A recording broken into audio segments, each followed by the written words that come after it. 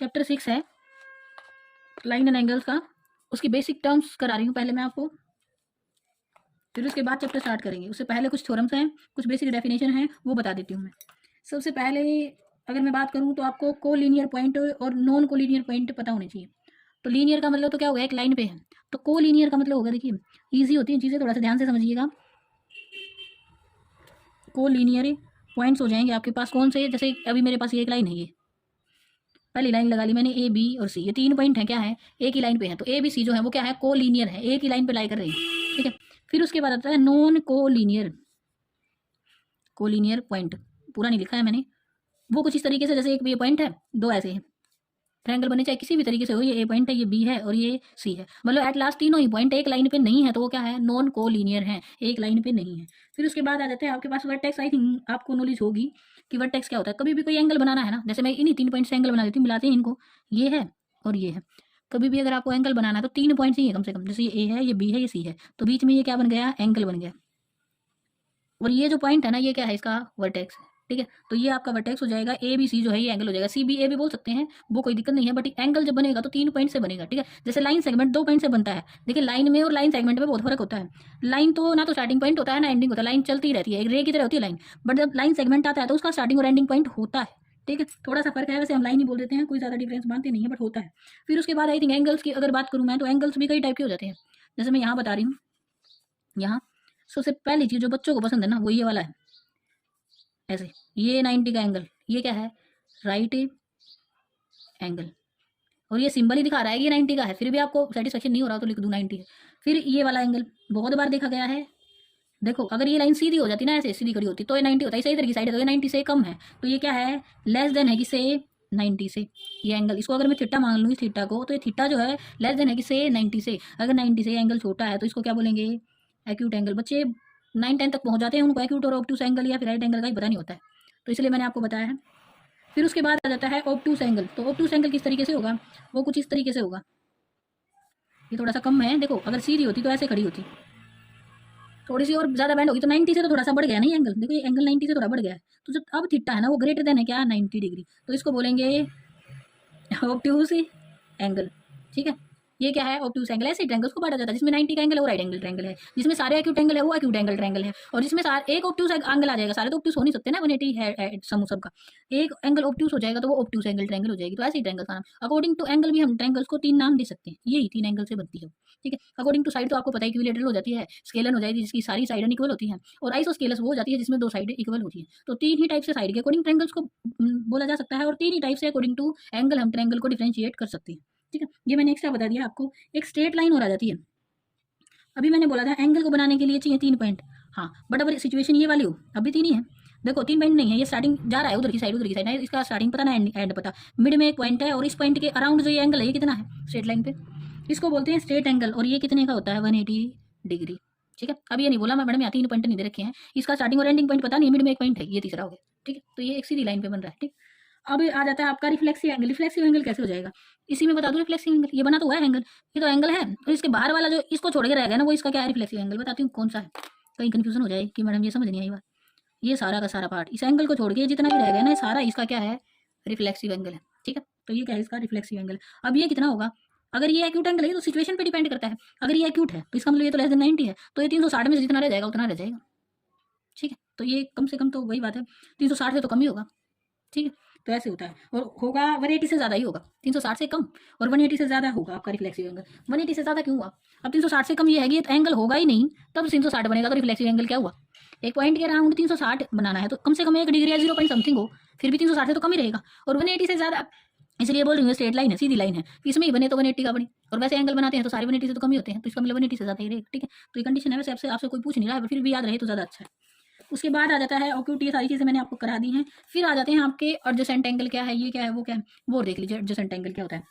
ये कुछ इस तरीके से होते हैं, ब्लैक पेन यूज़ करते हैं, देखो एक ही मैं बता दूं, सारी कोशिश यही रहेगी। मैं इस वर्टेक्स से ये एंगल था मेरे पास, अभी इसी वर्टेक्स से मेरे पास एक और एंगल बन गया, तो इनका जो ये है ना, ये पॉइंट ये सेम वर्टेक्स से जुड़े हुए हैं, तो ये क्या बन गए, एडजेसेंट एंगल बन गए। दोनों अलग अलग हैं, एंगल तो सेम नहीं है, बट फिर भी क्या ही है, मिले हुए हैं कहीं ना कहीं, तो इनको क्या बोलते हैं, एडजेसेंट एंगल्स बोलते हैं। समझ आ गई ये चीज़। फिर उसके बाद आ जाता है आपका linear pair of angle. Linear pair linear pair कुछ इस तरीके से बनेगा। अभी लीनियर ये एंगल बनाया था 180 का, तो लीनियर पेयर कुछ इस तरीके से होता है, ये एंगल और प्लस ये एंगल कुछ इस तरीके से थे, दो एंगल स्ट्रेट लाइन पे कि एक साइड तो ये एंगल बना हुआ है, दूसरी साइड ये एंगल बना हुआ है, तो इन दोनों का सम 180 होता है और ये दोनों मिलके क्या बनाएंगे, एक लाइन बना देंगे। तो इसी को क्या बोलते हैं, लीनियर पेयर ऑफ एंगल्स, ये हो जाएगा आपका। फिर एक चीज़ और आ जाती है, ये भाई आई थिंक बहुत ज़्यादा यूज होता है ये, और सबको मतलब आई थिंक ईजी है ये चीज़ याद रखना, वर्टिकली अपोजिट एंगल, यदि वे शीर्षाभिमुखी कोण बोलते हैं। अगर आप इंग्लिश मीडियम से हो तो मिलेगा नहीं सुनने को, अगर हिंदी मीडियम से हो तो देखो याद करना, हमें ऐसे सिखाया जाता था, मैंने 10 तक हिंदी मीडियम से पढ़ा है, तो हमें ऐसे बोला जाता था, देखो ये वाला और ये वाला, इनके यहाँ से सिर मिले हुए, तो ये क्या हो गया, सिर, देखो नाम भी ऐसे शीर्षाभिमुखी कोण, तो ये वर्टिकली अपोजिट एंगल है, मतलब इसके सामने वाला ये एंगल और फिर इधर से इसके सामने वाला ये एंगल, जब दो लाइन कट करती हैं एक दूसरे को तो आमने सामने वाले जो एंगल हो जाते हैं ना वो इक्वल हो जाते हैं। अगर मैं बोलूँ ये 1 है, ये 2 है, ये 3 है और ये क्या है 4, तो मुझे पता है 1 इक्वल टू एंगल जरूर लिखिएगा, एंगल 1 इक्वल टू एंगल 3 है और एंगल 2 इक्वल टू एंगल 4 है। यही होते हैं आपके वर्टिकली अपोजिट एंगल। ये था आपका लीनियर पेयर ऑफ एंगल्स। अभी ये आपका जो मैंने बनाया ये है वर्टिकली ऑपोजिट को छोटा लिखूंगी मैं और एंगल्स, ये वर्टिकली ऑपोजिट एंगल्स है। ठीक है, ये बेसिक सारी टर्म्स हैं जो आपकी यूज करेंगे हम बार बार। फिर इंटरसेक्टिंग लाइन्स और नॉन इंटरसेक्टिंग लाइन है इससे आगे, ये तो आई थिंक इंटरसेक्ट जो करेगी वो एक दूसरे को काट रही होंगी, नॉन इंटरसेक्टिंग जो एक दूसरे को बिना काटे। अब ये चीज़ आ जाती है कि इंटरसेक्टिंग कौन सी होगी, नॉन इंटरसेक्टिंग। देखो लाइन है, लाइन सेगमेंट नहीं बोला है, तो लाइन तो एक रे की तरह होती है, मतलब ना स्टार्टिंग पॉइंट ना एंडिंग पॉइंट, ये वाली लाइन कट की तभी वर्टिकली अपोजिट बने, तो ये कैसी है, इंटरसेक्टिंग है। नॉन इंटरसेक्टिंग हमेशा दो पैरेलल लाइन ही होंगी, कुछ ऐसे और कुछ ये दो लाइनें। अगर ये इंटरसेक्टिंग होती तो कहीं ना कहीं कट करती, नॉन इंटरसेक्टिंग है तो क्या जा रही है, एक दूसरे से पैरेलल पे जा रही है, और पैरेलल पे तब जाएंगी, इसका मतलब इनके बीच में कोई एंगल बन ही नहीं रहा है। देखो एंगल बन रहा है, ये वाला बन रहा है, ये तो पैरेलल में जा रही है। ठीक है, तो ये है नॉन इंटरसेक्टिंग और ये क्या है, इंटरसेक्टिंग लाइन। मतलब एट लास्ट से नॉन इंटरसेक्टिंग तो कभी मिलती ही नहीं है, अगर मिल जाएंगी तो इंटरसेक्ट कर जाएंगी, ये कभी कहीं ना कहीं जाके मिलती है तो एंगल्स बनाती है। ठीक है, ये होती है नॉन इंटरसेक्टिंग और इंटरसेक्टिंग लाइन्स। ठीक है, अब आ जाता है पेयर ऑफ एंगल्स।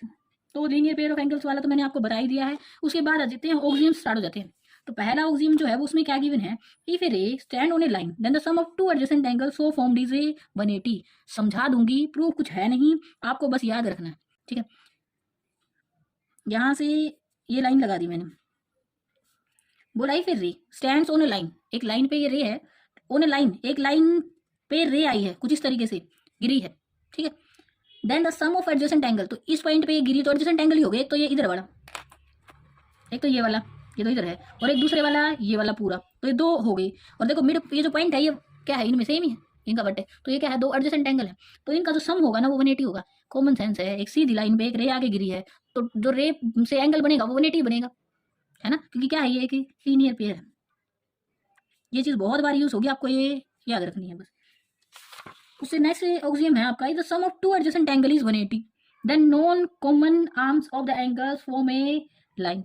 ये क्या मतलब है, ये क्या बोल रहा है, अगर कभी भी मेरे पास दो एडजेसेंट एंगल, देखो अगर ये दोनों ही ये जो एंगल है ये एडजेसेंट है, इन दोनों का सम 180 बन जाए, ऐसे नहीं है कि एक जैसे ये वाली फिगर है, ये यहाँ से ये एंगल है, तो इस तरीके से नहीं है कि ये बन जाए और ये प्लस ये बन जाए 180, नहीं, दो जो एडजेसेंट है जिनके यहाँ टेक्स्ट जो है बीच वाला पॉइंट जो है वो क्या है, सेम है, वो 180 हो जाए। जैसे पहले वाला जो ऑक्सियम किया था उसमें बोला था अगर एक सीधी लाइन पे एक रे गिर रही है, जैसे ये गिर रही है तो 180 बनाएंगे। अब ये बोल रहा है अगर 180 बना रहा है ना, तो ये जो लाइन होगी ना नीचे वाली जिसपे वो रे गिरी थी वो हमेशा क्या ही होगी, एक स्ट्रेट लाइन होगी, सीधी रेखा होगी। बस इतना ही है कॉमन आर्म जो है ना, मतलब जो एक ये कॉमन आर्म है, देखो ये वाली जो है ये तो गिरी ही है, तो इसका मतलब ये जो लाइन है नीचे वाला जो बेस है इसका वो क्या है, एक लाइन बनाएगी।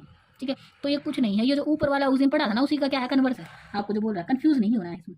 इफ टू लाइन इंटरसेक्ट, अब थ्योरम है 6.1, ये 6.1 थ्योरम आ गई है। If two line intersect each other then the vertically opposite angles are equal. अगर दो लाइन इंटरसेक्ट करती है तो उनके वर्टिकली ऑपोजिट एंगल क्या होते हैं, इक्वल होते हैं। ये प्रूव करना है। ठीक है, देख लेते हैं, ये बहुत आसान है प्रूव करना। ये थ्योरम है 6.1, मैं आपको बस प्रूव कराऊंगी, मैं एक्स्ट्रा चीज़ें आपको लिख के नहीं दिखाऊंगी कि ये गिवन था, ये था, ये वो था, नहीं, मैं आपको बस प्रूव कराऊंगी ताकि आपको इजी रहे। और सब कुछ तो बुक में लिखा पड़ा है, आप आराम से उसमें से देख सकते हो। यहाँ से एक तो ये वाला एंगल है, दूसरे वाले को रेड से बनाएंगे ताकि हमें थोड़ा सा डिफरेंशिएट करने में दिक्कत ना हो। एक ये वाले दो एंगल है। ठीक है, मुझे प्रूफ क्या करना है, नाम देते हैं, वैसे क्या ही रखा है, 1 2 3 4, ऐसे तो ABCD करते ही रह जाएंगे, 1 2 3 4 में है। मुझे क्या प्रूफ करना है, मुझे ये प्रूफ करना है, टू प्रूव करना है मुझे क्या, मेरे पास 1 इक्वल टू क्या ही है, 3 है, ये वाला इसके सामने वाले की ना, 2 इक्वल टू क्या ही है, 4 है। ठीक है, अब प्रूफ करते हैं। प्रूफ में कैसे करें, एक बार तो यूँ लगता है जैसे पता नहीं कैसे ही क्या करें इसे। देखो कुछ नहीं लगाना, लीनियर पेयर वाली प्रॉपर्टी लगानी है। दिख रही है सीधी लाइन है ना, ये दिख रही है ना सीधी लाइन है, मैं ये बोल रही हूँ सीधी लाइन है और ये दोनों एडजेसेंट एंगल है, तो इनका सम कितना होगा 180। तो मैं बोलूँ 1 और +2 इक्वल टू क्या ही होगा 180। क्यों होगा भाई, ये 1 दिया है मैंने उसको, रीजन साथ में लिखूंगी, लीनियर पेयर है। सही है, बिल्कुल सही है। अब ये एंगल छोड़ो, 1 के साथ दूसरा एंगल लूँ, मैं इसके साथ ये भी ले सकती हूँ, कोई दिक्कत नहीं होगी। बस मैं इन दोनों में से एक कॉमन रखना चाह रही हूँ। मैं क्या रखूँ, 1 के साथ 4 ले लूँ, ये भी तो एक सीधी लाइन है, तो मैं ये भी तो लिख सकती हूँ। सिमिलरली मैं ये भी लिख सकती हूँ 1 और +4 और इक्वल टू क्या ही है 180। ये भी लीनियर पेयर है ना। तो लीनियर पेयर है। अगर मैं बात करूँ पहले और दूसरे से, मेरे पास क्या आ गया, ये भी 180, ये भी 180, तो दोनों इक्वल होंगे। कैसे, 1 + 2 इक्वल्स टू 1 और +4, ऐसा ही होगा। मैं इसको हटा दूँ, ये तो चाहिए ही नहीं, तो इसका मतलब क्या है, 2 इक्वल्स टू क्या ही हो गया 4 हो गया। अगर मैं ऐसे ही यहाँ पे 1 + 2 लिया था और 2 + 3 लेती तो 2 कैंसिल हो जाता, 1 इक्वल टू क्या ही आ जाता 3 आ जाता। अभी लेके दिखाती हूँ। मैं यहाँ से 1 + 2 लिखा था 180, और मैं इक्वेशन बना लेती 2 + 3। 2 + 3 जो है वो भी एक सीधी लाइन पे है, वो भी क्या ही होगा 180 होगा। इसको थर्ड मान लेती हूँ, रीजन वही है कि ये भी लीनियर पेयर है। अगर मैं फर्स्ट और थर्ड को कंपेयर करती, दोनों ही 180 आ रहे हैं, तो इधर वाले भी इक्वल ही होंगे। 2 से 2 तो दोनों में सेम ही है, तो इसका मतलब क्या ही आ जाएगा, 1 इक्वल टू क्या ही आ जाएगा 3 आ जाएगा। एक चीज़ मैंने नहीं लिखी है, बाय यहाँ से लिखना, बाय 1 और 2 भी है, पहले और दूसरे से मेरे पास ये आएगा, और ऐसे ही मेरे पास पहले और तीसरे से ही आएगा। आपको सब लिखना है, जो मैं बोलती हूँ वो चीज़ें आपको लिखनी है। हो गया प्रूफ, ये प्रूफ है बस। गिवन आपको पहले लिखना है, जो भी है एक्स्ट्रा कुछ चीज़ें हैं जो बोली बोली हैं अभी मैंने, वो भी आपको इसमें ऐड करनी है, ठीक है। ये थ्योरम थी आपकी 6.1 थ्योरम, एक्सरसाइज 6.1 फर्स्ट क्वेश्चन है ये। फिगर मैंने पहले ही बना ली है, और जो गिवन है वो भी पहले से ही लिख रखा है। अब देखिए AOC, ये वाला एंगल मैं बना देती हूँ, ये वाला, और प्लस में BOE, ये वाला, ये और प्लस ये दोनों मिलके कितना ही है 70। इसने यही बोला है, देखो ये और प्लस ये इक्वल टू कितना दे रखा है 70 दे रखा है। अब इसने ये भी दिया है BOD, इसको तो इकट्ठा लिख नहीं सकते ना, अब यहाँ से BOD को लिख सकते हैं, ये कितना ही है 40 डिग्री, ठीक है। अब मुझे ये बता, देखो ये तो सीधी लाइन यहाँ से तो जा ही नहीं रही, ये तो खत्म ही होगी, OE तो थोड़ी सी है। अब ये सीधी लाइन और ये भी सीधी लाइन, और ये दोनों ही लाइन कट करिए, इसको तो छोड़ो, ये साइड करो इसको। ये वर्टिकली अपोजिट नहीं हो जाएगा, कौन सा, BOD और AOC, ये वर्टिकली अपोजिट है, तो यहाँ से लिख दूँ AOC बराबर है किसके, BOD के, और जो कि गिवन है कितना ही है 40 डिग्री, और यहाँ पे लिख देना है दोनों इक्वल किसकी वजह से हुए, वर्टिकली ऑपोजिट एंगल पूरा लिखना, ठीक है। इतना हो गया मेरे पास, ये भी कितने का आ गया 40 डिग्री का आ गया। पूछा गया है जो साथ साथ निकलता है उसको लिखते रहो। अब BOE पूछा है, तो अब तो हो गया इजी, इसमें से BOE रह जाएगा, AOC को इधर लाके इसमें से माइनस कर दो। तो देखो 40 का है ये, इन दोनों का एडिशन कितना बताया था 70 बताया था, तो यहाँ पे मैं लिख दूँ AOC, तो देखो यहाँ से BOE निकालना है, और ये 70 का दोनों का एडिशन दे रखा था, 70 में से मैं माइनस कर रही हूँ डिग्री में से AOC को। अभी बताया AOC तो BOD के बराबर है कितना है 40, उसमें से माइनस हो जाएगा, तो BOE कितने का आ गया 30 डिग्री का। अब पूछा है रिफ्लेक्स एक्शन एंगल बताना है किसका, COE का। देखो COE का बताना है। एक बात मुझे बताओ, COE होगा कितना, ये COE, पहले तो COE निकालते हैं। तो COE जो है ना वो इक्वल टू होगा क्या, लीनियर पेयर है ये तीनों ही, देखो ये प्लस ये सीधे लाइन पे बन रहे हैं ऐसे ऐसे, ये सारे के सारे। तो ये वाला 40, ये वाला और ये वाला सारा ही कितना हो जाएगा 180। 180 में से ये दोनों घटा दें, ये दोनों का सम दे रखा है 70, तो कितना बच जाएगा 70 घटा, तो दोनों एंगल हटाओ इनको, कितना 110 डिग्री। तो ये वाला मेरे पास आ गया कितने का 110। मुझे COE एंगल नहीं बताना, उसका रिफ्लेक्स बताना है। तो रिफ्लेक्स जो होगा किसका, एंगल COE का, वो कितना हो जाएगा 360 में से माइनस कर दो कितना 110 डिग्री, तो कितना 250 डिग्री जो आएगा वो आपका आंसर आ जाएगा। ये फर्स्ट क्वेश्चन था, बहुत आसान क्वेश्चन था, हो गया। गिवन सब है जो दे रखा है वो यूज कर लिया है, प्रूव कुछ करना नहीं है, फाइंड करना है, निकाल दिया। गिवन और टू प्रूव लिखना जरूरी नहीं है, प्रूव करना ही नहीं जो कुछ। सेकंड क्वेश्चन देखो, सेकंड में भी क्या ही करना है आपको, फाइंड करना है C को। अब मैं C बताती हूँ कौन सा एंगल है, कंफ्यूज नहीं होना है। ये जो O है ना, ये तो पॉइंट का नाम है इस पॉइंट का, ये जो है ना ये एंगल, ये C है, ये निकालना है आपको। अब दे क्या रखा है, A और B दे रखा है ना, A और B नहीं दे रखा, A और B का रेशो दे रखा है। अब मुझे ये बताओ, ये सिंबल बहुत बार देख चुके हो, ये कितना है, ये 90 का एंगल है यहाँ से, ये वाला 90 का एंगल है। तो इधर ये देखो, इधर कितने का रहेगा, ये भी 90, इधर वाला भी। तो इसका मतलब A + B जो है, जो एंगल A और प्लस B है वो कितने का रह जाएगा 90 का। ये टोटल इस पूरी लाइन पे सीधी इधर से ये 180 का बन रहा था, 90 का ये होगा, तो A + B कितना रह गया 90 का रह गया। अब A और B का तो पता नहीं, रेशो दे रखी है, तो मैं मान लूँ, लेट मान लेती हूँ, एंगल AB हो जाएंगे कितने 2x और 3x मान लो, रेशो है ना, रेशो में तो x कुछ कॉमन फैक्टर रहा होगा, कट रहा है जो, मैं मान लेती हूँ 2x और 3x, एडिशन बताइए कितना आ जाएगा 90। तो 2x और प्लस 3x और कितना आ गया 90, तो 5x हो जाएगा, 2x और 3x 5x, 5x equal to 90, और x इक्वल टू 90 डिग्री है ये ऊपर, और डिवाइडेड बाय 5, 5 से कट रहा है, काट दो, 5 × 1 = 5, 4 बचेंगे, और 5 8 जा पे चला जाएगा 40, ठीक है। तो 18 डिग्री आ गया, 18 डिग्री x की वैल्यू आई है। आपको क्या बताना है, C बताना है। तो C बताना है, तो देखो C किससे बन रहा है, ये लाइन इधर से और ये लाइन, ये दोनों ही लाइन क्या ही है, पूरी हैं और एक दूसरे को कट कर रही हैं। तो इसका मतलब देखो, ये यहाँ से ये वाला एंगल और ये C, ये दोनों ही क्या है, वर्टिकली ऑपोजिट एंगल है। तो मैं यहाँ से बोल सकती हूँ एंगल जो C है ना वो तो बराबर है किसके, एंगल ए के, आप सी को एंगल ना भी लगाओगे तब भी काम चल जाएगा, सी को ऐसे लिख लो, सी जो है वो ए प्लस ए इसका जोड़ है 90 का, तो ए की वैल्यू कितनी है 2x है, अभी x की वैल्यू निकाली थी ना 2 और x की वैल्यू कितनी थी 18 और प्लस 90 डिग्री, 18 टू 36 होता है और प्लस 90 और है, तो यहाँ से ये कितने का हो गया 126 डिग्री इज द आंसर। तो एंगल जो सी है वो कितने का है 126 डिग्री का है। तरीका कुछ और भी यूज़ कर सकते हो, आपको कोई दिक्कत नहीं है, वो आपकी मर्जी है करने की। हाँ एक तरीका और भी मैं ही बता देती हूँ, ये भी निकाल लेते हैं यहाँ से, बी के ये वर्टिकली अपोजिट ये कितने का आ जाता, जितने का आता 180 में से वो माइनस कर देते बी वाला, तो भी क्या बन जाता सेम ही है। नहीं तो इसको छोड़ो, बी निकाल लो, ये स्ट्रेट लाइन पे 180 का बन रहा है, बी माइनस कर दो तो सी बच जाएगा, मर्जी है कैसे भी कर लेना, मुझे ऐसे लगा अच्छा यार लगा या फिर मेरे दिमाग में ये याद तो मैंने ऐसे करा दी। ये है थर्ड क्वेश्चन। अब थर्ड क्वेश्चन में प्रूव करना है, जो गिवन था ना वो मैंने सब लिख लिया है, और यहाँ से देन की जगह पे टू प्रूव लिख लेना। गिवन ये है, ये एंगल इसके बराबर, प्रूव क्या करना है पी क्यू एस ये वाला एंगल बराबर है किसके पी आर टी के, इस वाले एंगल के। अब इसको देखो ये कैसे हो गया, यहाँ से ये आसान है, मुश्किल नहीं है, बहुत ईजी है ये। अगर मैं इसकी बात करूँ यहाँ से, मुझे पता है जो मैं वो लिखूंगी, मैं प्रूफ में लिख रही हूँ, मुझे तो पता है एंगल पी क्यू आर, ये P Q R plus angle P Q S ये इधर वाला, ये और प्लस ये कितना है 180 है, क्यों है रीजन लिखना, पीछे लीनियर पेयर है ये। फिर इधर वाले को लो, angle P R Q plus angle P R T, अंदर वाला और प्लस ये बाहर वाला, दोनों का सम कितना 180 डिग्री, क्यों ये भी तो लीनियर पेयर है, इसको 1 मान लो और इसको 2 मान लो, दोनों का सम कितना है आमने सामने रखो, देखो angle P Q R plus angle P R S equal to है angle P R Q plus angle P R T. अब देखो गिवन क्या था पी क्यू आर बराबर है किसके पी आर क्यू के, दोनों सामने आमने सामने है, बराबर चीजें हैं, काट दो क्या दिक्कत है, और दोनों ही प्लस में है, ऐसे नहीं होता यहाँ ये प्लस में है उधर माइनस में है और काट दे, नहीं इधर आएगा तो माइनस में प्लस में हो जाएगा, दोनों जुड़ जाएंगे, बट सेम सेम है, सेम सिंबल के साथ है तो कट कर दो, ठीक है, उधर जाता तो माइनस हो जाता, बात तो वही थी। रह क्या गया पी क्यू एस बराबर है किसके पी आर टी के, ध्यान से देखो यही प्रूव करना था, प्रूव हो चुका है क्वेश्चन, ठीक है इतना ही था, नीचे लिख देना हैंस प्रूव्ड हो गया ये क्वेश्चन। एक्सरसाइज 6.1 का है, ये लाइन और एंगल्स का फोर्थ क्वेश्चन है। यहाँ से जो प्रूव करना है वो ये करना है, ये बोल रहा है ए ओ बी जो है वो ये क्या है लाइन है, इसका मतलब स्ट्रेट लाइन है, लाइन है स्ट्रेट लाइन है वही बात है। तो ये तब हो जाए या तो मैं ये प्रूव कर दूं डब्ल्यू प्लस जेड जो है ये दोनों का सम 180 है, या उधर से एक्स प्लस वाई का सम क्या कर दूं 180 है। गिवन जो है वो मैंने आपको पहले ही लिखा हुआ है, x plus Y equal to है डब्ल्यू प्लस जेड, ये गिवन है, और साथ में आपको प्रूव ये करना है, to prove A O B is a line, ये एक लाइन है, ये प्रूव करना है। उसके लिए मैंने बताया प्रूव क्या करेंगे, हम प्रूव कर देते हैं एक्स प्लस वाई जो है वो क्या है 180 डिग्री है, तो एक स्ट्रेट लाइन हो जाएगी क्योंकि ये क्या हो जाएगा लीनियर पेयर हो जाएगा एंगल का। उसके लिए क्या करेंगे, मैं यहाँ से लिखूंगी, मुझे तो पता है एक्स प्लस वाई और प्लस जेड और प्लस डब्ल्यू इक्वल टू कितना है 360 है, क्यों है ये सबको पता है, अगर एक पॉइंट के अराउंड ये पॉइंट ओ है इसके अराउंड टोटल एंगल बनेगा वो कितने का बनेगा 360 का बनेगा, ये इस वजह से है। अब यहाँ से एक्स प्लस वाई है ये ठीक है, ये जेड प्लस डब्ल्यू है इसको मैं लिख दूँ, इन दोनों का सम तो बराबर है किसके एक्स प्लस वाई के, तो यहाँ पे एक्स प्लस वाई पहले से था, अब इन दोनों की जगह पे भी क्या आ जाएगा x plus Y equal to कितना 360। अब एक्स प्लस एक्स कितना हो जाएगा 2x, और ऐसे ही वाई प्लस वाई भी कितना हो जाएगा 2y, तो 2 को तो बाहर ही रख लूँ और एक्स प्लस वाई है दोनों दो दो ही है 360। अब इस 2 को उधर ले जाऊँ तो x plus Y equal to कितना आ जाएगा 360 और डिवाइडेड बाय 2 कैंसिल हो जाएगा, ये कैंसिल कर लीजिएगा, एक्स प्लस वाई कितना आएगा 180 डिग्री, 2 से कैंसिल करने से 180 डिग्री आ जाएगा। अगर ऐसा है तो क्या है A O B is a line, A O B जो है वो क्या है कि लाइन है, यही प्रूव करना था, ये प्रूव हो गया, लिखिएगा हिंस प्रूव हो गया।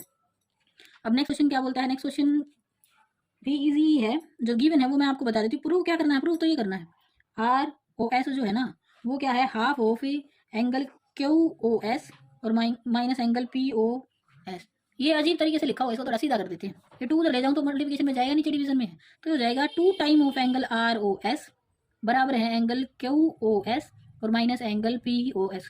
मैंने जो प्रूव करना था उसको थोड़ा मॉडिफाई कर दिया है, मैं यही प्रूव करूंगी, इसको मॉडिफाई करके आ रहा था ये प्रूव कर देते हैं, ठीक है। अब प्रूफ में क्या करना है, गिवन जो है सब कुछ वो आप ऊपर लिख लीजिएगा, मैं अब उसको यूज़ करूंगी, अब मैं लिख लूंगी वैसे गिवन जो है पहले ही। यहाँ से देखिए ये वाला एंगल 90 का है और इसने बोला है क्यू आर जो है वो ओ आर जो है वो परपेंडिकुलर है किस पे पी क्यू पे, तो ये परपेंडिकुलर यहाँ से परपेंडिकुलर है तो यहाँ से भी ये 90 का एंगल होगा, तो मैं यहाँ से लिखूंगी तो बस इतना ही लिखूंगी। देखो मुझे क्या लिखना है, ये लिखना है आर ओ क्यू ये बराबर होगा किसके आर ओ पी के, इसके आर ओ पी के ये भी 90 है, दोनों दोनों कितने कितने के हो जाएंगे 90। एक तरीके से गिवन ही है, क्यों है ये यहाँ पर लिख सकते हो आप, क्योंकि ओ आर जो है वो परपेंडिकुलर है किस पे पी क्यू पे, इसलिए ऐसा हुआ है, ठीक है। रीजन में लिख यहाँ से देखो आर ओ क्यू ये वाला आर ओ क्यू बराबर है इसके आर ओ पी के इधर वाले इस एंगल की, ठीक है, यहाँ से ये आएगा। अब देखो इस एंगल, ये एंगल इसके बराबर है, ये जो एंगल है ना ये आर ओ पी, मैं इसको दो तरीके से लिख सकती हूँ। मैं उसी तरीके से लिखूंगी जो मैं आपको बता रही, देखो यहाँ से मैं इस एंगल को मॉडिफाई कर रही हूँ, किसको, मैं आर ओ पी को लिख सकती हूँ, क्या ये है, ये आर ओ एस, देखो मेरे प्रूफ में आर ओ एस है, यहाँ तो आर ओ एस आया ही नहीं, मैं यूज कर लेती हूँ आर ओ एस को, आर ओ एस और प्लस क्या है पी ओ एस या एस ओ पी, इन दोनों एंगल्स का समी तो क्या बनाना है आर ओ पी, इसको मैं मान लूँ ये पहला है। मैंने इस एंगल को भी मॉडिफाई कर दिया, किसकी फॉर्म में, आर ओ एस और एस ओ पी की फॉर्म में।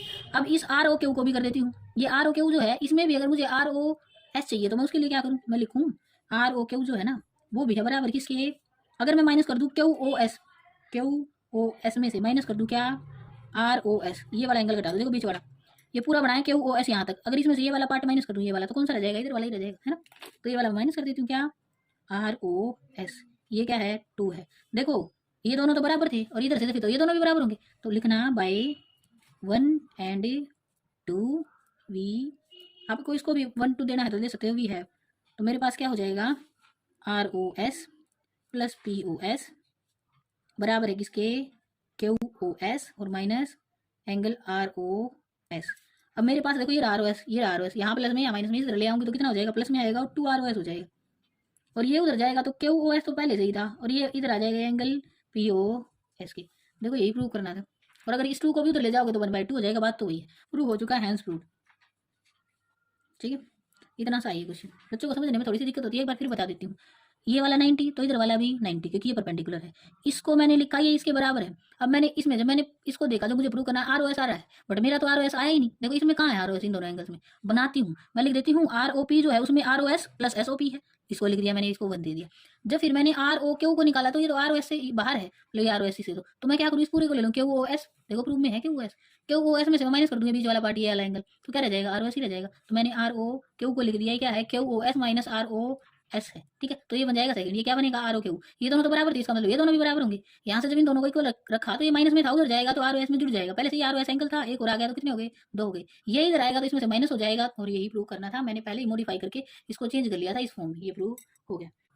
इसी एक्सरसाइज का 6 क्वेश्चन है ये, इसमें बस एक ही चीज़ दे रखी है कि ये वाला एंगल जो है ना 64 है, एक और बता रखा है, ये बोल रहा है वाई क्यू है ना जो ये लाइन है इस एंगल को आधा आधा करिए, मैं दिखाती हूँ कौन सा एंगल की बात करिए, रेड पेन यूज़ कर लेते हैं, ये वाला एंगल बोल रहा है, तो ये बोला ये आधा आधा होगा, इसका मतलब आधा इधर है और आधा इधर है, इतना बोला गया है। अब बताना क्या है, तो आपको बताना है इफ ये फाइंड वाई एक्स, ये एक्स वाई क्यू, ये निकालना है एक्स वाई क्यू, तो इसका मतलब मुझे यहाँ से लेके यहाँ तक जाना है इस एंगल तक। ठीक है, और क्या निकालना है, रिफ्लेक्स एंगल निकालना है ओ नहीं क्यू वाई पी का, इसका रिफ्लेक्स सेक्शन, इसका देखो इतने इतने का, इसका रिफ्लेक्स सेक्शन एंगल निकालना है, तो रिफ्लेक्स एंगल रहेगा, इसको घटा दो कितने में से 360 में से, वो लास्ट में करेंगे, पहले निकाल लेते हैं ये दोनों एंगल हैं कितने कितने के। अब आपको लीनियर पेयर बहुत बार कर चुके हो, देखो इस ये प्लस ये और प्लस ये, अगर ये वाला एक्स है तो ये वाला भी एक्स है, क्योंकि ये टोटल एंगल जो था इसकी मेजरमेंट कुछ ना कुछ रही होगी, मान लो थीटा है तो ये थीटा/2 होगा, बाय टू लिखने से क्या होगा, ये एक्स है ये भी एक्स है, और टोटल कितना हो जाएगा 2x, ऐसा मान लेते हैं। तो मुझे पता है 64 और प्लस एक्स और प्लस एक्स, इनका जोड़ कितना ही होगा 180, क्योंकि ये लाइन पे है, स्ट्रेट लाइन पे। ठीक है, अब यहाँ से अगर मैं बात करूँ 2x, ये x plus x 2x equal to 180, और उसमें से माइनस हो जाएगा कितना 64। माइनस करने का तरीका ये है 80 में से 60 गए 120 बच गए, 4 और माइनस कर दो कितने रह जाएंगे 116, और एक्स रह जाएगा और 2 आ जाएगा नीचे का 2 5 जा और 2 8 जा 16, 58 आ गई, एक्स की वैल्यू कितनी आ गई 58। आपसे पूछा था एक्स वाई क्यू, तो angle X Y Q equal to होगा किसके एंगल एक्स वाई जेड और प्लस एंगल प्लस एक्स ये वाला जेड वाई क्यू, इसको ऐड कर लो यहाँ जेड वाई क्यू लिख लो कोई दिक्कत नहीं, जेड वाई क्यू ये वाला एंगल और ऐड होगा, तो एक्स वाई जेड तो 64 डिग्री दे ही रखा था, प्लस में 58 डिग्री और ऐड हो जाएगा, यहाँ से 4 और 2 12 हो जाएगा, और 122 डिग्री आ जाएगा आपके पास, ये वैल्यू आई है मेरे पास इस एंगल की यहाँ से लेके यहाँ तक की। अब इसका रिफ्लेक्स एंगल और आपसे पूछा है, या तो सीधी बात ये है 122 का ये आ गया 180 और जोड़ दो रिफ्लेक्स सेक्शन हो जाएगा, या फिर ये है सीधा सा कि रिफ्लेक्स जो होगा किसका एंगल क्यू वाई पी का वो होगा 360 और माइनस एंगल की मेजरमेंट किसकी क्यू वाई पी की, तो इसमें से अगर मैं करूँ तो 360 में से मुझे माइनस करना है कितना 58, सीधी बात ये है 60 माइनस हो जाएगा तो 300 बचेगा, 2 कम थे तो कितना आएगा 302 डिग्री, ये आंसर है। ये था आपका लास्ट क्वेश्चन जो कि मैंने करा दिया है। अभी आपकी यहाँ पे एक्सरसाइज खत्म होती है। For more videos please like subscribe and share the video. इसके बाद हमें करना है parallel lines and a transversal. ये क्या होती है, अगर दो पैरेलल लाइन को एक तीसरी लाइन कट करके निकल जाए तो वो उनके लिए क्या रहेगी, एक ट्रांसवर्सल लाइन रहेगी। अब उससे रिलेटेड कुछ एंगल्स का रिलेशन हमें याद रखना है। सबसे पहली चीज़ आ जाती है जो आप पहले से ही कर चुके हो, वर्टिकली अपोजिट एंगल। मैं पहले वर्टिकली अपोजिट एंगल लिख देती हूँ सारी, फर्स्ट जो थिंग है वो है वर्टिकली ऑपोजिट एंगल, पूरा लिखिएगा। यहाँ से 1 इक्वल टू किसके होगा, 3 के होगा, लिख देते हैं सारी। 2 इक्वल्स टू किसके होगा, 4 के होगा। ये तो ऊपर वाले 4 एंगल्स में रहा, नीचे वाले में क्या रहेगा, 5 इक्वल टू क्या ही रहेगा, 7 रहेगा, और 6 इक्वल्स टू क्या ही रहेगा, 8 रहेगा। ये क्या है, वर्टिकली ऑपोजिट एंगल है। फिर उसके बाद आ जाता है जो हमने अभी तक कर लिया है, पहले वही कर लेते हैं। फिर उसके बाद आ जाता है आपका अल्टरनेटिव एंगल। अब अल्टरनेटिव क्या होते हैं ये नहीं पता है। अल्टरनेटिव भी 2 तरीके के होते हैं, अल्टरनेटिव एंगल्स। ये कौन कौन से हैं, देखिए मैं प्रूव करा रही हूँ, मैं फिर बाद में आपको वैसे भी समझाऊंगी। पहला होता है इंटीरियर, और पीछे अल्टरनेटिव और एंगल। अल्टरनेटिव एंगल को मैंने ए से लिख दिया। अब अंदर वाले अल्टरनेटिव कुछ इस तरीके से होंगे। अगर ये 1 लिया ना तो इसकी दूसरी साइड में होगा इसका दूसरा एंगल। ऐसे तो 1 इक्वल टू 3, ऐसे नहीं। इंटीरियर है तो अंदर वाले कौन से हैं, अंदर वाले देखो इन्हीं 2 लाइनों के भी अंदर वाले हैं 3, 4, 5 और 6, ये है अंदर वाले एंगल। तो अगर 3 लूँ तो इसका दूसरी डायरेक्शन में इक्वल टू किसके होगा, 5 के। 3 इक्वल टू 5 होगा और 4 इक्वल टू 6 होगा। ऐसे ही नहीं है कि कोई भी 2 लाइन लगी हुई है और एक लाइन कट कर रही है तो ऐसे हो जाएंगे, नहीं। वो जो 2 लाइन है ना वो पैरेलल होनी चाहिए। पहली कंडीशन ये बोलती है जब पैरेलल लाइंस को कट करती है एक तीसरी रेखा, एक ट्रांसवर्सल, तो क्या बनते हैं, इस टाइप से एंगल बनते हैं। तो इसमें मैं पहले ही बोल चुकी हूँ, अगर ये लाइन L है और ये M है तो L जो है वो पैरेलल है किसके, M के। पहली कंडीशन है ये। तो इंटीरियर एंगल क्या, इंटीरियर अल्टरनेटिव एंगल हो जाएंगे आपके 3 इक्वल टू 5 के हो जाएगा, 3 equals to 5 and 4 equals to 6। ये क्या है, इंटीरियर अल्टरनेटिव एंगल। अब ये होता है एक्सटीरियर अल्टरनेटिव के लिए ए और एंगल, ठीक है। वो कौन से हो जाएंगे, बाहर वाले। एक्सटीरियर में कौन सा है, 1 है, 2 है, 8 है, 7 है, ये है। अब मैं 1 की बोलूँ तो इधर है और उससे इधर की डायरेक्शन में एक, ठीक है। तो 1 इक्वल टू क्या, 7 और 2 इक्वल्स टू क्या, 8। ये है एक्सटीरियर अल्टरनेटिव एंगल। फिर उसके बाद आ जाता है आपका, सम बाद में करेंगे। फिर आता है कॉरस्पॉन्डिंग एंगल कौन से होते हैं। अगर मैं तीसरी चीज़ की बात करूँ तो क्या आ जाएगा, कॉरस्पॉन्डिंग एंगल्स। ये आप 10th में बहुत ज़्यादा यूज़ होगा ये, ठीक है। तो पहले ही सीख जाइए। ये 2 लाइन गई, ये है और ये दोनों ही पैरेलल हैं। एक तीसरी लाइन कट करके गई, तो ये जो तीसरी लाइन कट करके जा रही है जितना एंगल 1 पे बना रही है ना उतना ही किस पे बनाएगी, इस लाइन पे भी बनाएगी। तो 1 इक्वल टू किसके होगा, 5 के। एक अंदर वाला एक बाहर वाला, और एक ही साइड में होंगे दोनों। 1 इक्वल टू किसके होगा, 5 में। जब 1 इक्वल टू 5 है तो 2 इक्वल टू 6 क्यों हो जाएगा, क्योंकि 1 और 2 का तो एडिशन 180 था। ये जितना है ये इतना है, तो बचे हुआ भी पार्ट सेम ही होगा। तो 2 इक्वल टू किसके हो जाएगा, 6 के हो जाएगा। ऐसे ही 4 इक्वल टू बाहर वाले किसके, 8 के। 4 इक्वल टू 8 होगा। और यहाँ से बताइए 3 इक्वल टू किसके हो जाएगा, 7 के हो जाएगा। ये हैं करस्पॉन्डिंग एंगल्स।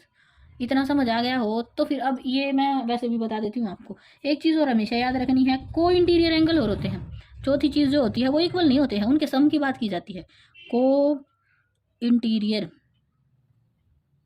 एंगल्स हमेशा याद रखिएगा। इंटीरियर तो है बट अल्टरनेटिव नहीं बोल रहा, को इंटीरियर बोल रहा है। तो ये किस तरीके से बोल रहा है, 4 और 5, 3 और 6 ये इंटीरियर है।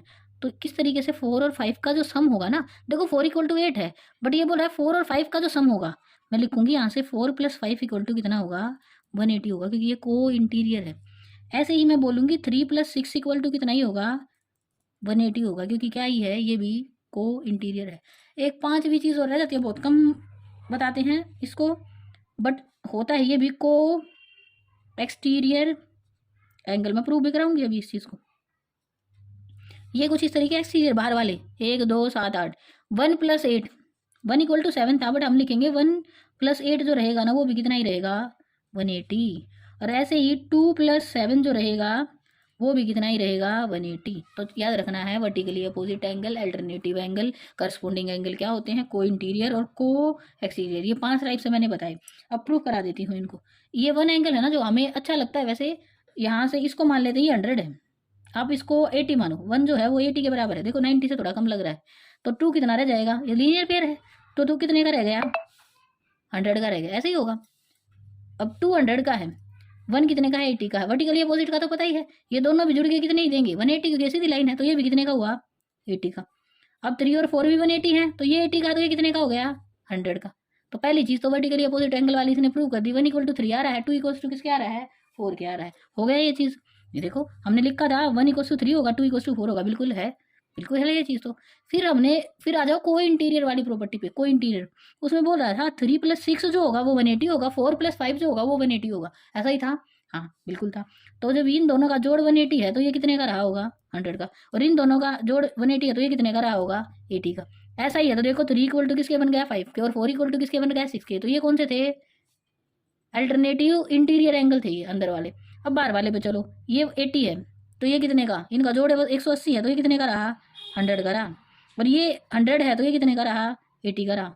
अब देखो इसको ध्यान से, इसका और इसका ये को एक्सटीरियर है, 180 बन रहा है। इसका और इसका भी कितना बन रहा है, 2 और 7 का भी 180 बन रहा है। मैंने ये यहाँ लिखवाया था। अब आ जाओ किस पे, कोरस्पॉन्डिंग एंगल पे। कोरस्पॉन्डिंग कौन सा था, 1 = 5 था। एक अंदर वाला एक बाहर वाला, और एक ऐसे इस तरीके से, ठीक है।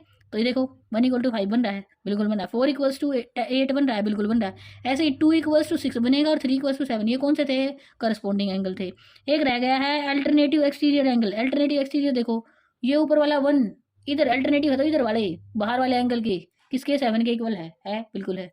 ये ऊपर वाला 2 इधर वाले अपोजिट साइड वाले किसके, 8 के इक्वल बनेगा, एक्सटीरियर के 100 इक्वल है। तो ये चीज़ मैंने आपको प्रूव करके भी दिखा देती है। आई थिंक अब आपको ये चीज़ आसान लगेगी कि किस तरीके से एंगल जो है वो इक्वल हो रहे हैं। अब इसके बाद आ जाता है आपका ऑक्सियम है ये 6.3। If a transversal intersect two parallel line then each pair of corresponding angle is equal. ये मैंने अभी बता दिया है आपको, पैरेलल लाइंस और ट्रांसवर्स के बारे में अभी बताया, तो करस्पॉन्डिंग एंगल किस तरीके से इक्वल होते हैं, तो ये मैंने आपको करा दिया है अभी, ठीक है। अब आपको याद रखनी है ऑक्सियम 6.4 है, if a transversal intersect two line such as a pair of corresponding angles is equal then two lines are parallel to each other. ये जो इतनी सारी चीजें अभी आपको समझाई है ना, 6.4 क्या बोलता है, अगर करस्पॉन्डिंग एंगल इक्वल है तो लाइन पैरेलल होगी। अभी मैंने बोला था 2 लाइन पैरेलल है, एक ट्रांसवर्स कट करके गई, तो क्या बनेंगे, करस्पॉन्डिंग एंगल इक्वल बनेंगे। जैसे 80 इक्वल, देखो यहाँ 1 = 5 हो गया था। अभी ये बोल रहा है अगर करस्पॉन्डिंग एंगल इक्वल है ना तो लाइन पैरेलल है। पहले बोल रहा था पैरेलल है, ट्रांसवर्स कट के करके गई तो इक्वल होंगे। अब बोल रहा है इक्वल है करस्पॉन्डिंग एंगल तो लाइन क्या है, पैरेलल है। तो ये कन्वर्स है किसका, ऊपर वाले ऑक्सियम का, ठीक है। ये हो गया 6.4 ऑक्सियम। अब उसके बाद आती है थ्योरम 6.2। ये क्या बोलती है, if a transversal intersect two parallel line then each pair of alternative interior angle is equal. मैंने समझा दिया है सारा इसी में आपको। ये थ्योरम भी बोलती है आपकी कि अगर 2 पैरेलल लाइन को एक ट्रांसवर्स कट करके जाएगी तो उसके अल्टरनेटिव एंगल इक्वल होंगे। तो वो तो बता दिया ना मैं कैसे इक्वल हो रहे हैं। थ्योरम 6.3 बोलती है कि अगर अल्टरनेटिव इंटीरियर एंगल इक्वल है तो लाइन क्या है, पैरेलल है। वो इसी का क्या है, कन्वर्स है। 6.4 में दे रखा है a transversal intersect two parallel line then each pair of interior angle on the same side of the transversal is supplementary. ये बोल रहा है कि एंगल जो होंगे ना वो सप्लीमेंट्री होंगे, किस साइड में, then each pair of interior angle on the same side. इसका मतलब ये किसकी बात कर रहा है, देखो सेम साइड में है, और ईच पेयर इसका मतलब इसकी और इसकी बात कर रहा है। तो ये कौन से एंगल को बता रहा है, को इंटीरियर एंगल्स को बता रहा है। मैंने को इंटीरियर को एक्सटीरियर वाला कंसेप्ट समझा तो दिया, एक्सटीरियर भी होता है, ठीक है। इंटीरियर और एक्सटीरियर मैंने दोनों ही बता दिए हैं, ठीक है। और अगर ऐसा होगा, अगर 180 बन रहा है तो पैरेलल है, अगर पैरेलल है तो 180 बनेगा। ये से नेक्स्ट वाली थ्योरम में है। थ्योरम जो है, पहली थ्योरम ने बोला था कि कॉम्प्लीमेंट्री एंगल इक्वल होंगे अगर लाइन पैरेलल है, तो लाइन पैरेलल है कॉम्प्लीमेंट्री एंगल इक्वल होंगे। दूसरी थ्योरम बोलती है कॉम्प्लीमेंट्री एंगल इक्वल है तो लाइन पैरेलल होंगी, ठीक है। ये उसका कन्वर्स हो गया। उससे नेक्स्ट वाली थ्योरम ने बोला था कि अगर आपकी लाइन्स जो हैं वो पैरेलल गिवन है तो अल्टरनेटिव एंगल इक्वल होंगे। उससे अगली थ्योरम बोल रही है अगर अल्टरनेटिव एंगल इक्वल है तो लाइन क्या होंगी, पैरेलल होंगी। उसे नेक्स्ट थ्योरम जो बोल रही है कि जो एंगल है वो सप्लीमेंट्री है, कौन से, को इंटीरियर एंगल का सम जो होगा वो सप्लीमेंट्री होगा। और सप्लीमेंट्री का मतलब होता है 180 का जोड़ बनाएंगे वो दोनों मिलके, ठीक है। तो ये हो गया, अगर पैरेलल है तो सप्लीमेंट्री होगा, और अगर सप्लीमेंट्री है तो पैरेलल है। ये उसी का कन्वर्स उससे नेक्स्ट वाली थ्योरम है। आपको ओनली स्टेटमेंट याद रखनी है, आपको याद है तो बस इतना ही रखना है जो मैं पहले ही करा चुकी हूँ। और थ्योरम्स में तो उसकी एक्सप्लेनेशन दे रखी है, अलग अलग थ्योरम बना बना के। जो चीज़ थी वो मैंने आपको सारी की सारी यहाँ करा दी है। अब उससे आगे है एक थ्योरम और आई है, अगर ऐसे ही ना 2 लाइन है, 3 हो जाए, 4 हो जाए, तो उसमें भी करस्पॉन्डिंग एंगल इक्वल चलेंगे, अल्टरनेटिव भी इक्वल चलेंगे, ठीक है। ऐसे ही वो हो जाएंगे। अब नेक्स्ट थ्योरम है lines which are parallel to the same line are parallel to each other. मतलब एक लाइन दूसरी के पैरेलल, दूसरी तीसरी के, तीसरी चौथी के। तो ऐसे ये सारी लाइन पैरेलल होती चली जाएंगी। जैसे देखो ये लाइन दिख रही है, अब यहाँ से ये लाइन भी बना दूँ वो भी पैरेलल है, ये भी पैरेलल, ये भी, मतलब एक लाइन दूसरी के पैरेलल, दूसरी तीसरी के, तीसरी चौथी के। तो ये सारी लाइन क्या बनेंगी, एक दूसरे के पैरेलल बन जाएंगी, ठीक है। हाँ इस तरीके से है ये।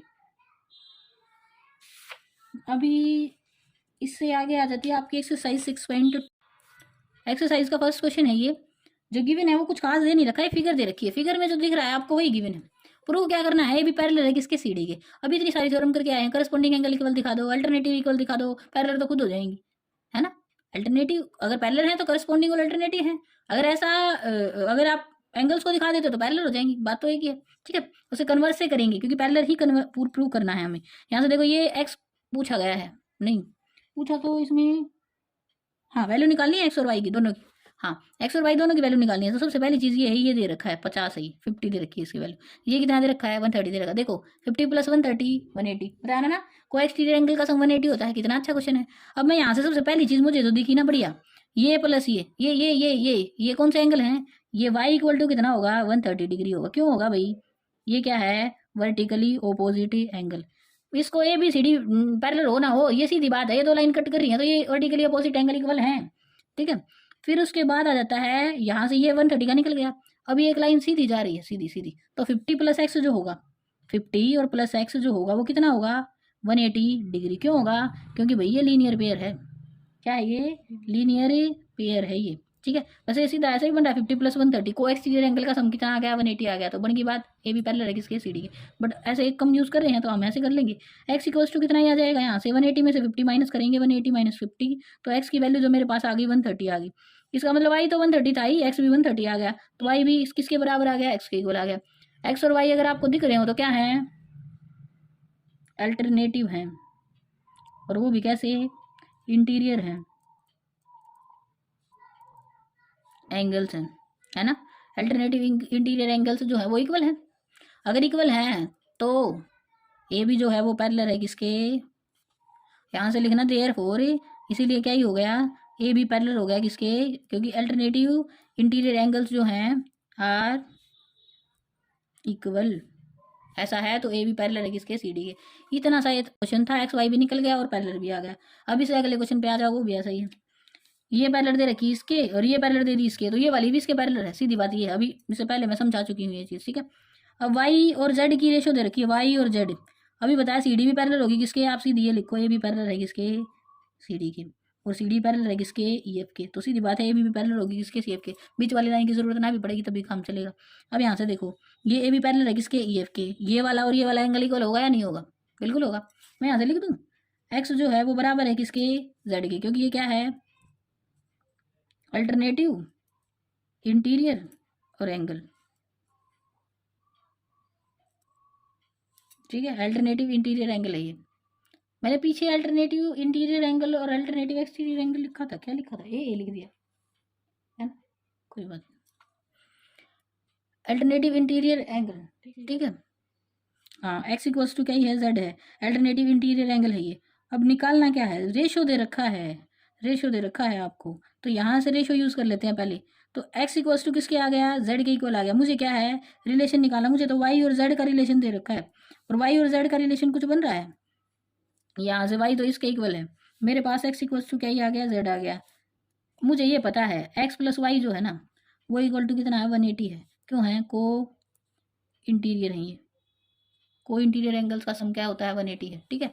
अब यहाँ से मुझे पता है ये वाई एक्स को छोड़ो, मुझे तो जेड और वाई का वो दे रखा है, यहाँ से Z plus Y equal to 180 degree. अब इनकी रेशो दे रखी थी, इनको एक्स में मान लेती हूँ, ये कितना होगा 3x और ये क्या होगा 7x, तो 3x और प्लस 7x में लेना वाई नहीं, यहाँ से ये वाई जो है ना ये 3x है और ये वाई जो है वो 3x है, ये वाला है और ये आगे पीछे लिखने से कुछ नहीं होता 180 आएगा।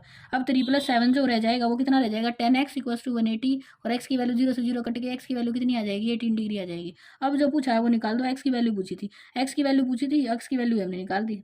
अच्छा मैंने x को ही मान लिया यहाँ पे पहले से ही एंगल x पूछा गया है, तो वेरिएबल x लेने से फिर ऐसा लगेगा x की वैल्यू आ गई, इसको वेरिएबल को अलग मान लेना भाई, ये मान लेना यहाँ ए ये क्या है ए है। अब ए की वैल्यू 18 आई है, एक्स जो है वो किसके बराबर है जेड के बराबर, तो जेड निकाल दो, जेड जो है वो कितना है 7x है, तो 7 और इंटू 18 और यही क्या होगा ए होगा, तो 18 7 जा कितना ही होता है 126 डिग्री, ये बेटा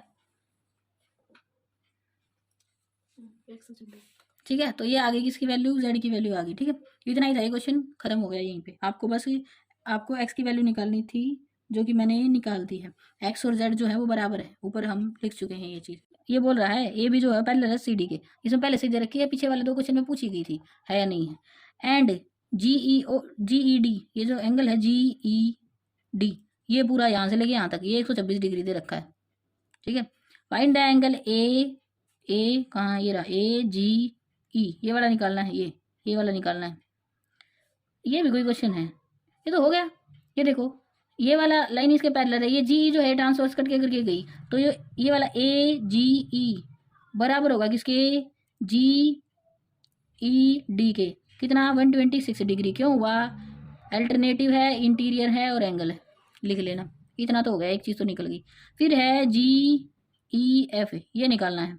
अब इसमें क्या आई है, इसमें से 90 माइनस कर दूं तो जो ये है GEF, ये बस अब आपकी नॉलेज चेक कर रहा है कि आपको कितना समझ आ गया। 126 में से माइनस कर दो, कौन से वाला, ये 90 वाला, तो कितना ही रह जाएगी, 36 डिग्री रह जाएगी। अब है फिर FGE, ये वाला एंगल पूछ लिया, ये वाला देखो ये 90 है, तो ये वाला भी कितना है 90। ये 90 क्यों हुआ, क्योंकि ये क्या ही है, देखो ये और ये क्या है, अल्टरनेटिव इंटीरियर एंगल है, तो ये भी 90 और ये भी 90, इसको लिख लीजिएगा ऐसे, ये भी 90 और ये भी 90। अब पूछा कौन सा है, ये पूछा है, तो इसको भी निकाल दो। नहीं तो इसको 90 को निकालने की जरूरत ही नहीं है, सीधी लाइन बना रही है, ये एंगल जो बनेगा ना ये 180 बनेगा, सीधी बात तो ये है। इसको रहने दो 90 को, इसको रखो, ये सीधी लाइन बनाएगी 180 बनाएगी। तो यहाँ से जो एंगल होगा FGE जो होगा ना, वो क्या ही होगा 180 और माइनस एंगल AGE, और 180 में से AGE घटाओगी, AGE की वैल्यू कितनी आई थी, 126 डिग्री आई थी। तो 126 घटाएंगे, 120 के तो 60 बचे, और 60 में से 6 और गए तो कितने बच गए, 54 degree is the answer. 3 angle निकाले तो तीनों ही निकाल दिए, क्वेश्चन हो गया। यहाँ से इसमें ना ये एंगल निकालना है QRS, ये वाला एंगल बताना है हमें। तो पहले एक लाइन लगा लीजिएगा, सीधी लाइन जो R से पास कर रही है और जो कि पैरेलल है किसके, ऊपर वाली लाइन के, ये लेना जरूरी है। इसको भी पूरा कर दोगे तब भी कोई दिक्कत नहीं है। नहीं, ये लाइन इससे ऊपर है, बोले सेम उस पर नहीं है, ये लाइन जाएगी यहाँ से, और ये पॉइंट को ले लीजिएगा, ये है यहाँ 130, और ये ऐसा है, और ये क्या ही है, ये इससे ऊपर है थोड़ा सा, इससे लेवल इसका थोड़ा सा ऊपर है। अब समझना इस चीज़ को, देखो गिवन जो है उसके अकॉर्डिंग देख लेते हैं। ये वाला एंगल निकालना था, ये वाला कौन से वाला, ये वाला, और ये वाला गिवन है, और ये वाली लाइन लगा दी मैंने पैरेलल। तो बस बात इतनी है, ये लाइन जो जा रही है ना ये इसके पैरेलल है, ठीक है। तो बनाएगी क्या, इसमें गिवन जो है वो ये पैरेलल है इसके, और ये लगा दी इन दोनों के पैरेलल। तो देखो ये 130 है, तो यहाँ से ये वाला जो एंगल रहेगा, देखो ये वाला, ये वाला, ये वाला, ये 130 और प्लस ये वाला कितना रहेगा 180। तो लिख दूँ मैं यहाँ से, इस एंगल को मैं मान लेती हूँ ये क्या है 1 है, तो एंगल 1 और प्लस एंगल 130 जो गिवन है वो कितना होगा 180। क्यों है, क्योंकि ये क्या है, ये वाले दोनों ही को इंटीरियर है, को इंटीरियर एंगल है, ठीक है। अब यहाँ से 1 इक्वल टू हो जाएगा 180 माइनस 130, एंगल 1 इक्वल्स टू कितना ही हो गया 50 डिग्री हो गया। कौन सा 50 आया है, ये वाला है, यहाँ से नीचे वाला ये 50 डिग्री आ गया, ठीक है। अब रही क्या गया, अब ये वाला इसके बराबर होगा किसके, इस पूरे के, देखो ये वाला इसके बराबर होगी, क्यों 110 डिग्री जो है ना वो बराबर है किसके, angle QRS plus angle 50 degree, मतलब इन दोनों को मिलाने से जो बन रहा है ये वाला एंगल पूरा। क्यों है ये, क्योंकि ये क्या है अल्टरनेटिव इंटीरियर और एंगल, ये आई है, ठीक है। तो ऐसा है, तो QRS जो होगा वो इक्वल टू होगा 110 में से 50 उधर ले जाके माइनस करेंगे तो 60 डिग्री इज द आंसर। ऐसे करना है, एक लाइन तो लगानी ही पड़ेगी आपको, एक लाइन लगा लेनी है, क्या पैरेलल है किसके, PQ के लगाओगे तो ST तो वैसे ही उसके पैरेलल है, ठीक है। ऐसे गिवन है, ये हो गया fourth question. Next question fifth क्या बोलता है, फिफ्थ क्वेश्चन में गिवन है आपको XY निकालना है, ये X है और ये Y है, ठीक है। उसके लिए पहले ये हम Y निकाल लेते हैं, देखो यहाँ से इसमें भी ऐसे ही है, 50 और प्लस वाई जो है ना 50 डिग्री और प्लस वाई वो किसके बराबर होगा 127 डिग्री के बराबर होगा, क्योंकि यहाँ पे ए बी जो है वो पैरेलल है किसके, CD के पैरेलल है। तो अल्टरनेटिव एंगल जो होंगे देखो ये वाला और ये वाला अल्टरनेटिव इंटीरियर एंगल जो होंगे वो बराबर होंगे। ऐसे ही वाई इक्वल टू निकल जाएगा 50 उधर जाके माइनस हो जाएगा इसमें से, तो यहाँ से 50 माइनस होगा तो इसमें से बचेगा 77 डिग्री, ठीक है। ये 77 का क्या आ गया मेरे पास, वाई आ गया।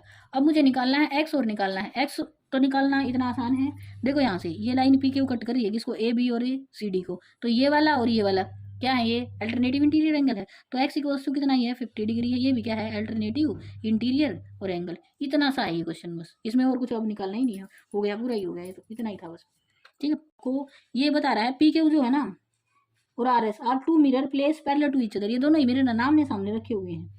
एंड इंसिडेंट रे AB जो है वो गिरी स्ट्राइक मिरर PQ पे स्ट्राइक की एट बी पे पॉइंट पे ये सारी एक्सप्लेनेशन दे रखी है, ठीक है।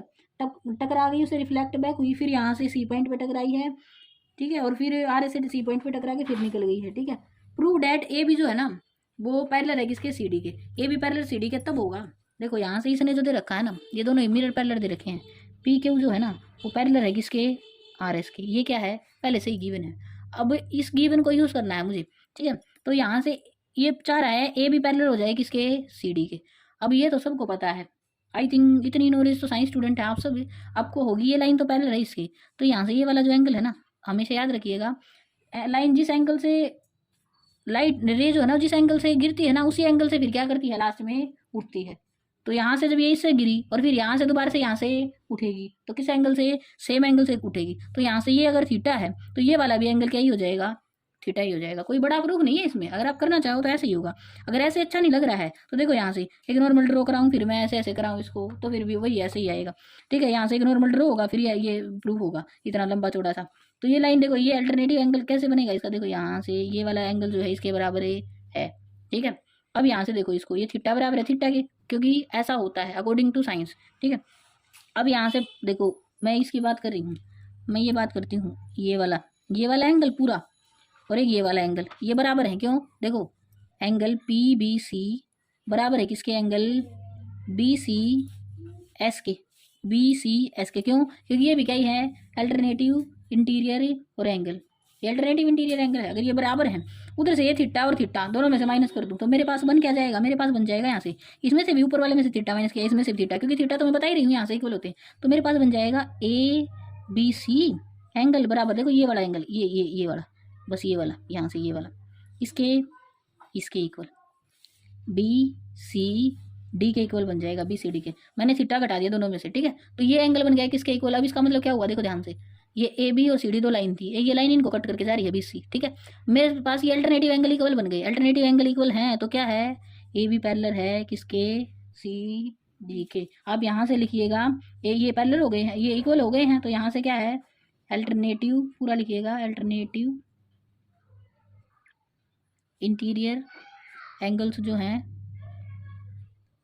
आर इक्वल, ये इक्वल है, यहाँ से आ जाएगा देयरफॉर ए बी पैरेलल है किसके, सी डी के। इतना सही प्रूफ है ये। अगर आपको लंबा चौड़ा लिखवाया तो इस तरीके से कर लीजिएगा, बात बस इतनी सी है अकॉर्डिंग टू साइंस, ठीक है। ऐसे ही होगा ये कुछ।